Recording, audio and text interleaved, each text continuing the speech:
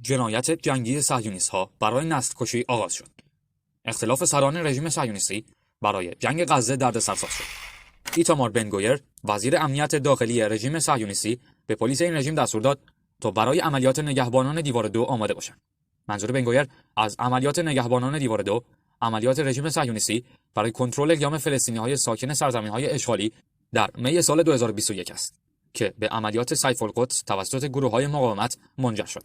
وزیر امنیت داخلی رژیم صهیونیستی روز دوشنبه از خرید و توزیع هزاران اسلحه بین شبه نظامیان تندرو صهیونیست در شهرک‌های کرانه باختری، قدس اشغالی و شهرک‌های هم‌مرز لبنان و غزه خبر داد. دیگر اعضای کابینه اظهارات بن-گویر را تحریک آمیز دانستند و آمیخای شیکلی، وزیر یهودیان مقیم خارج در کابینه رژیم صهیونیستی، از اظهارات بن-گویر انتقاد کرد. یک مقام پلیس رژیم صهیونیستی در گفتگو با روزنامه صهیونیستی اسرائیل هیوم اظهارات بن-گویر را تحریک آمیز خواند و آن را تامین کننده خواست مقاومت فلسطین برای پیوستن فلسطینی‌های ساکن سرزمین‌های اشغالی به مقاومت دانست. از صبح شنبه 15 مهر، لحظه حمله حماس به سرزمین‌های اشغالی با پرتاب حدود 5000 راکت 5 روز می‌گذرد. بر طبق آمارهای اعلام شده در این مدت بیش از 1000 اسرائیلی و افزون بر 900 فلسطینی کشته شده و هزاران نفر نیز مجروح شدند. صهیونیست‌ها با تکیه بر تجهیزات پیشرفته نظامی خود را دارنده یکی از ارتش‌های قوی دنیا معرفی می‌کنند، اما غافلگیری ارتش و به ویژه سازمان‌های اطلاعاتی اسرائیل که نتوانسته بودند چنین حمله بزرگی را پیش بینی کنند، این تصورات را برهم زد. حالا اسرائیل به عنوان انتقام و جبران شکست حملات هوایی هولناکی را علیه ساکنان غزه به راه انداخته و تانک‌ها و نیروهای زرهی خود را در پشت مرزهای غزه مستقر کرده. وزارت بهداشت فلسطین اعلام کرد که شمار کشته شدگان فلسطین تاکنون به 1055 نفر رسیده. این وزارتخانه اعلام کرد 5184 نفر نیز زخمی شدند. نیوزویک افزود افزایش شمار تلفات غیر نظامی به طور اجتناب ناپذیری خشم عمومی را برخواهد انگیخت و میتواند فشارهای سیاسی بر اسرائیل را برای توقف حمله زمینی افزایش دهد. در غزه فقط جان فلسطینی‌ها به خطر نمی‌افتد، بلکه حدود 150 اسیر صهیونیستی در خطر هستند. مقامات حماس تهدید کردند که در صورت حمله هوایی بدون هشدار قبلی یکی یکی آنها را خواهد کشت.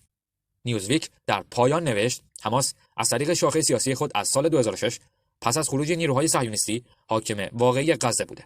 حتی اگر اسرائیل بتواند این گروه را برچیند، ارتش با چالش حفظ نظم در منطقه مواجه است که ساکنان محلی آن به شدت با رژیم صهیونیستی مخالفند. یه لحظه صبر کن. اگه تا اینجا ویدیو همراه ما بودی، لطفاً این ویدیو رو لایک کن. حالا بریم سراغ ادامه ویدیو. افسر بازنشسته انگلیس در این زمینه گفت: من فکر می‌کنم چیزی به عنوان راهبرد خروج وجود داشته باشد. عقب نشینی از غزه می‌تواند زمانی رخ دهد که نیروهای اسرائیلی به این باور برسند که توانایی حماس برای جنگ و مقاومت آن شکسته شده. اما درگیری‌های قبلی نشان داده که حماس هرگز اراده خود برای مقاومت را از دست نداده.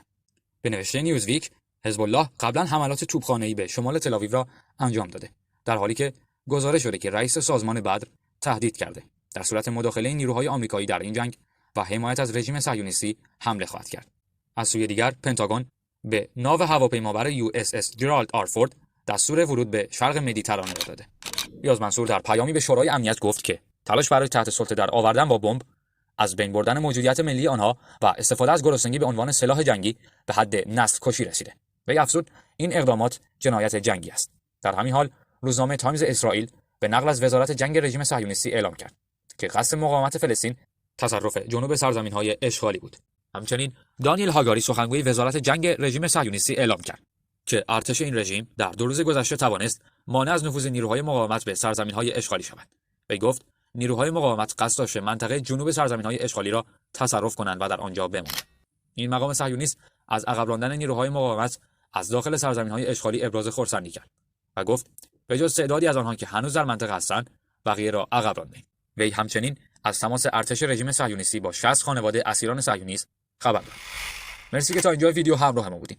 لطفاً با لایکاتون از ما حمایت کنین و برای اینکه ویدیوهای بعدیمون رو از دست ندین، کانال یوتیوب ما رو سابسکرایب کنین.